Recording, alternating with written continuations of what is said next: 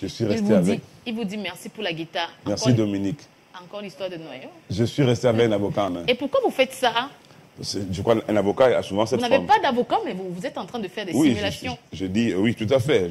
Vous avez réussi à me sortir les noyaux de la tête. Ça va, c'est bon. Non, c'est bon. Ok. Voilà. Le docteur lui-même voit ce que vous êtes en train de faire de moi. Donc ça va, c'est pas grave. Pour une fois, j'égalise. Comme d'habitude, vous avez votre avocat qui est le docteur.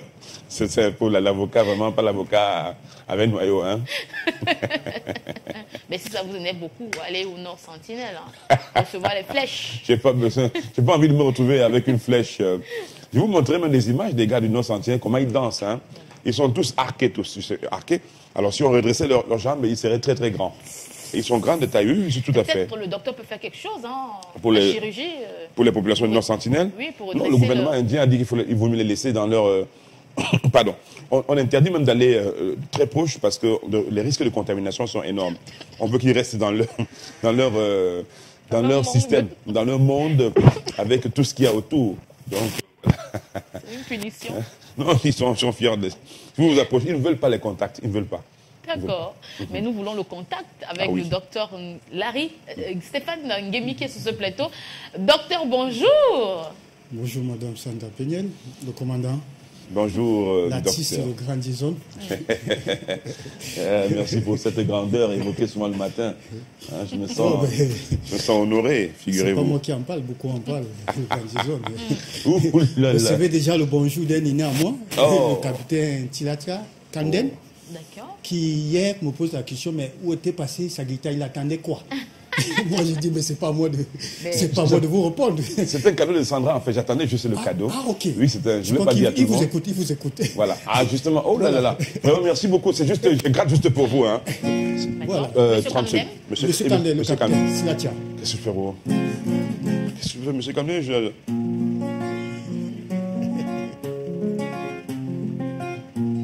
Je marchais en chantant, je marchais en sifflotant, quand un fou très soudain me gifla de ses deux mains.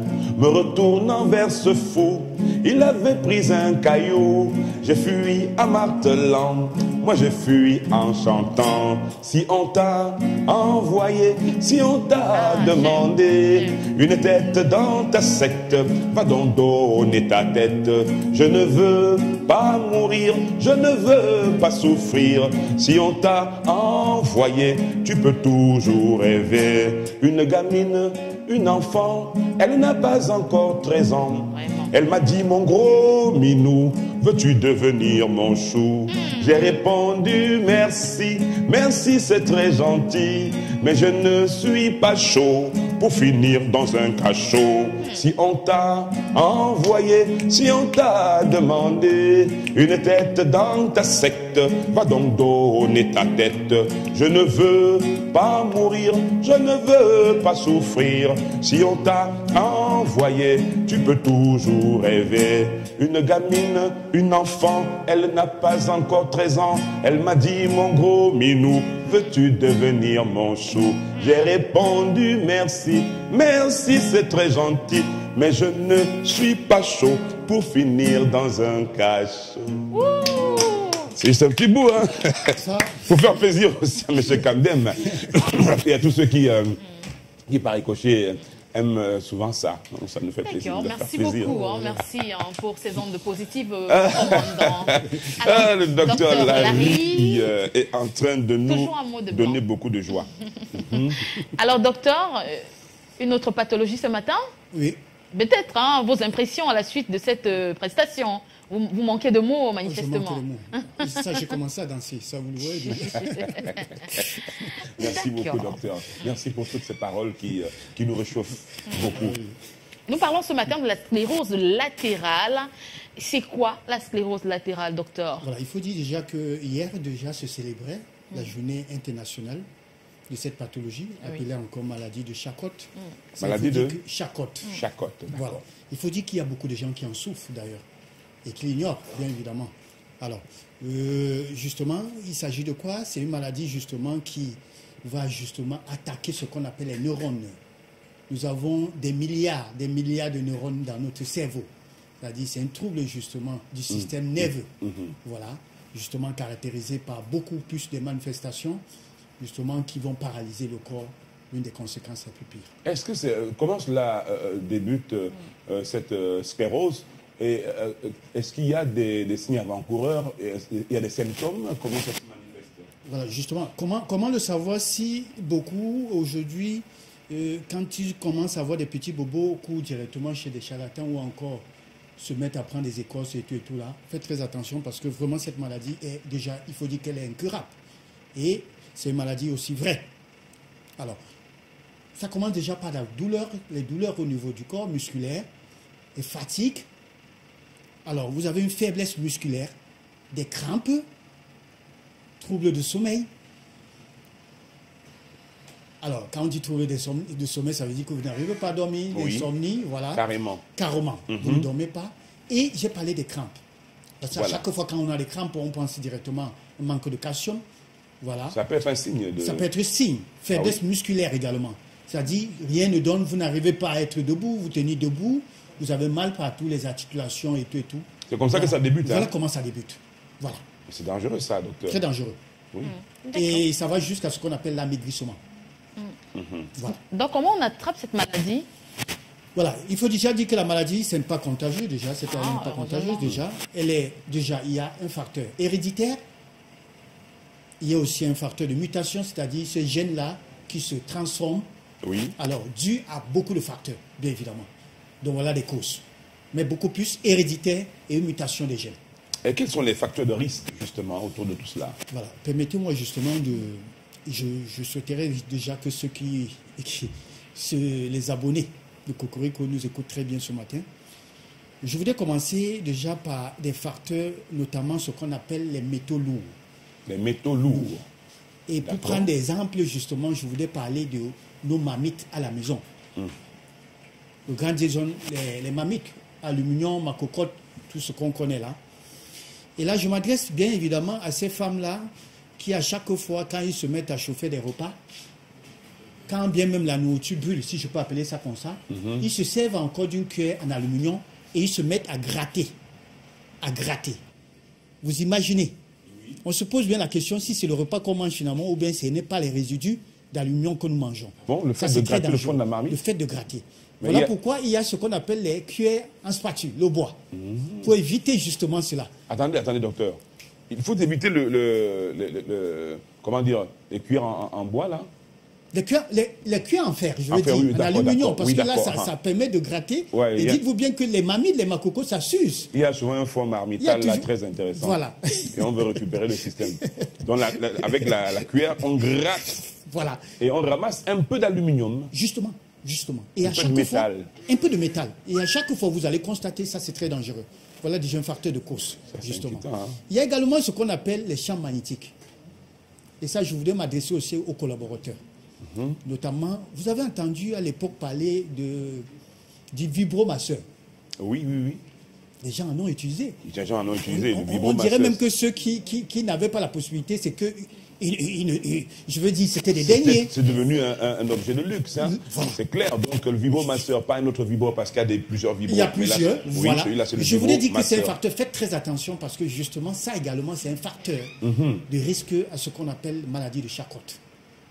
Ça a des impacts sur le système, justement, nerveux. Je voulais parler également du choc électrique. Notamment, nous avons ceux qui travaillent, pour ne pas dire... La société qui fournit... Le choc électrique, ça dit que le courant vous frappe. Le courant vous frappe, chaque fois le passage du courant et tout. La dernière fois que le courant vous a frappé, c'était quand? Vous êtes touché au truc, vous étiez... Oui, bébé, et puis ça m'a laissé des séquelles. Hein. Non, vous n'avez pas eu donc, ça m'a laissé des séquelles. Il y a quelque temps, non? Non, vous évitez maintenant au maximum. Oui, j'aime pas le courant. J'aime pas les vibrations fortes. Si, vous aimez les vibrations fortes. Non, pas fortes. J'aime les vibrations, mais pas fortes. C'est le titre d'une chanson. Alors, toujours en ce qui concerne les facteurs, justement, parlant du choc électrique, magnétique, autant pour moi, électrostimulateur. Et ça, je m'adresse justement à ces kinés-là, justement, qui à chaque chose, quand ils veulent faciliter leur travail, pour pouvoir éduquer des patients, veulent utiliser les électrostimulateurs. Je voudrais déjà le dire, rappeler à ceux qui nous écoutent ce matin, sachez qu'il y a des contre-indications. On ne l'utilise pas parce qu'il faut le faire. Mais certains l'utilisent parce qu'ils veulent faciliter leur travail. Oui. Il faut comprendre. Quand vous venez, on branche ça sur vous, il reste tranquille. Dès que ça finit, il débranche, il dit, il a rééduqué votre patient, il s'en va. Non, faites très attention. Vous n'êtes pas d'accord avec ça? Je ne suis pas d'accord avec ça. En tout cas, et ça, c'est recommandé. Oui. Je parle justement en ce qui concerne la maladie dont nous parlons ce matin, la maladie de Charcot. Précisément. Quand c'est recommandé par un spécialiste, un traumatologue ou bien un cardiologue, ça, il faut le faire. Toujours est-il dit que le kiné suit la prescription du spécialiste. Ça, il faut déjà le savoir. Je ne voudrais pas parler également du sauna. Hammam. Ça, c'est des chambres. Ah bon? Moi qui en fais... Il y a des contraintes. Moi qui en fais chaque week-end. Docteur, c'est dangereux, j'en fais chaque week-end. Oui, mais je voudrais dire qu'il faudrait savoir ses antécédents pour pouvoir prétendre. Ce n'est pas ouvert à tout le monde. Il y a des contre-indications. Je ne voulais pas parler cardiaque et tout. Donc faites très attention. Ça également, il s'agit du champ magnétique. Je voudrais aussi m'adresser à ceux qui, dans la chambre, dorment avec un téléviseur. Il y a un téléviseur, il y a un frigo.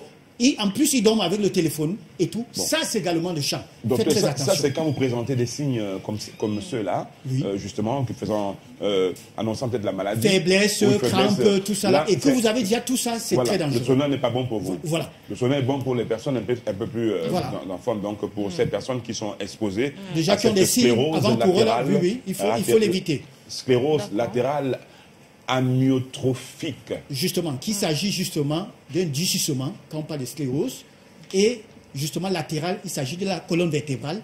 Amyotique, il s'agit justement des muscles, une dénutrition des muscles. Voilà, c'est beaucoup de sciences de temps en temps. Oui, c'est vrai en plus. Et comment on fait pour éviter la maladie de Charcot et surtout son espérance de vie chez les malades? Voilà, je ne voudrais pas déjà beaucoup de courage à ceux qui en souffrent déjà, parce que c'est vrai, ça fait mal de le dire. L'espérance de vie varie de 3 à 5 ans. Si rien n'est fait. Déjà, il faut dire que c'est une pathologie incurable. On ne soigne vraiment pas. Ça, il faut le dire. Jusqu'ici, on ralentit seulement. On ralentit seulement le processus. On ne soigne pas. Et ça va vous sembler justement... les gens vont rire parce qu'ils vont dire que parmi les facteurs de risque, je n'ai pas parlé de l'alcool. Et justement, le grand Jason, en ce qui concerne l'alcool, on le dit que le risque est plus élevé pour ceux qui ne boivent, pas. Et ça, c'est vrai, le capitaine, justement, quand qui me suit, et le commandant vont dire, voilà, moi, je te dis toujours de boire. Le commandant Simon qui me dit, il faut toujours boire et tout. Ça, il faut dire que, justement, les gens qui boivent, je veux dire avec modération, sont, je vous l'ai dit, un peu à l'abri de ce qu'on appelle maladie du Charcot. Un petit verre de vin, voilà, ça ne fait pas du mal. Oui, même si Sandra, quand elle en prend 2, elle se met à rigoler beaucoup. Elle rit beaucoup quand un verre de... Mais pas dans un bureau. Pas dans un bureau. Pas dans un bureau. Voilà. Alors, justement, la prévention passe par l'alimentation qui est les légumes et des fruits. Oui, c'est bon aussi, un peu de vin. Un peu de vin. Oui. Ça, je l'ai dit déjà. Légumes. Légumes et fruits. Et je voulais dire, grand Jason, vous savez, le carburant, ça, vous en savez quelque chose. L'huile moteur ne remplace pas le carburant. Non. Ou l'essence, ça, vous le savez. Non, il ne faut même pas tenter ça. Justement, pourquoi? Parce que les gens pensent, quand vous leur dites, vous ne mangez pas de fruits, ils disent, mais je mange déjà là où le repas, ça va. Mais je voulais dire ici, quand on vous demande de manger des fruits, le fruit, ce n'est pas la viande. Pourquoi on parle des fruits, justement, en ce qui concerne justement cette pathologie, la prévention réside dans l'alimentation des fruits et légumes. Stop. Il ne s'agit pas de viande. Quels sont les fruits que l'on peut indiquer? Justement, il y a une variété de fruits. Oui. Surtout que dans notre pays, nous en avons plusieurs. Des mangues, des fruits rouges, des mangues, des oranges, des carottes, en même temps fruits et légumes, des betteraves. Ça, il y en a. Ça, vraiment, la liste, elle est exhaustive. Ça, il faut le dire. Pamplemousse, mandarine, voilà les pommes. Voilà autant de fruits. Les fruits, les légumes comme le frelon, le violet, les épinards, du chou. Voilà autant de choses qu'il faut normalement manger. Et lutter justement contre les facteurs de risque dont nous avons énuméré tout à l'heure, en ce qui concerne les métaux lourds. Vous m'achetez des marmites, c'est vrai que ce n'est pas à la portée de tout le monde. Les poêles, TEPAL et tout, sans publicité. Et des spatules en bois. Les spatules en bois, pour éviter de gratter le fond de la marmite. Chaque jour, vous consommez de l'aluminium et ça, c'est très dangereux. Avis à tous les gratteurs de marmite. Hein. Vous êtes nombreux, moi, j'en suis aussi un quelque part. Heureusement. Non, mais avec bois là maintenant. Hein. Mais si vous grattez trop pour retirer ce qui est au fond de la marmite, pour ramasser comme ça de l'aluminium et que vous allez ingurgiter. Voilà. Et la prévention, justement, ça passe également par une cure de détox chaque an. Pour pouvoir justement éliminer ces métaux lourds dont nous consommons. Ça se passe comment cette cure-là, docteur? Non, c'est uniquement pas des fruits.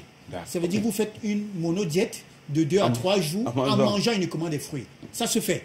Et ça, il faut justement tenir compte de vos antécédents. Parce que si vous êtes diabétique, faites attention. vous serez plongé dans l'hyperglycémie. Donc, il faudra tenir compte de votre antécédent. Voilà. D'accord. Je pense que vous avez tout dit. Hein. Peut-être un conseil pour les malades aussi, comment vivre avec la sclérose latérale. Voilà, déjà le conseil que je peux donner, ça il faut dire que qui il faut consulter, ça c'est important de le dire. C'est vrai que notamment dans notre pays, il y a beaucoup de gens qui ne respectent pas leur couloir. C'est un médecin qui veut tout faire, ça c'est pas bon. Quand on parle de maladie de Charcot, il s'agit bien évidemment des neurologues, ça il faut le préciser. Quand vous avez des crampes, les douleurs musculaires, faiblesse musculaire, tout ça là, la personne indiquée, c'est d'aller voir un neurologue. Ça, il faut le signaler, ça c'est important. Et en ce qui concerne l'accompagnement de ceux-là qui sont déjà malades, il faut dire que cela consiste justement à la rééducation. Il faut rencontrer un kiné, il faut rencontrer un orthophoniste, justement parce qu'il faut dire que dans les symptômes, justement, des complications, on perd l'usage articulaire, c'est-à-dire vous avez des difficultés à pouvoir articuler les mots, pouvoir manger, ça également, ça il faut le dire. Et voilà pourquoi il faut rencontrer un orthophoniste. Et maintenant, pour finir, il faut rencontrer justement un diététicien ou un nutritionniste pour vous accompagner dans cela. Et ça, pour cela, je vous dis déjà beaucoup de courage à tous ceux qui souffrent de cette pathologie-là, bien évidemment. Dites-vous bien que quand les choses sont rapidement prises en charge, vous pouvez faire 20 ans.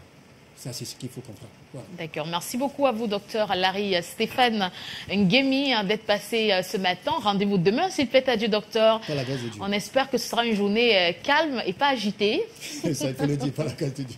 On se comprend, docteur. Ça, c'est vrai. Ça, vous nous comprenez. On se comprend. On se comprend, c'est vrai. D'accord. On se comprend. Bon. Mais ne soyez pas jaloux.